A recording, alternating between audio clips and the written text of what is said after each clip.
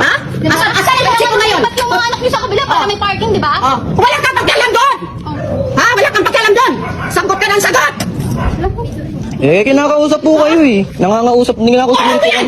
Kinakain yung dito ko. Ayaw mo! Paano po yung urong? Wala naman po yung din. Wala ako pakialam eh! Wala din po kami pakialam. Wala kang pakialam! Oo, wala po. Wala kang pakialam! Ayaw mo! Sige, wala po. Ayaw mo! Paano ko urong? Wala Ha? naman gusto to. Dahil masama ang ugali ninyo kaya Paano wala po kayong naging kapitbahay! masama po ugali ko? Di naman po ako naninigaw sa inyo. Kayo lang po sumisigaw sa akin. O bakit? Sinabihan natin ninyo. Binahin mo dito? Tama yun sa'yo. Bakit ayaw mong gawin? Tama yun sa'yo.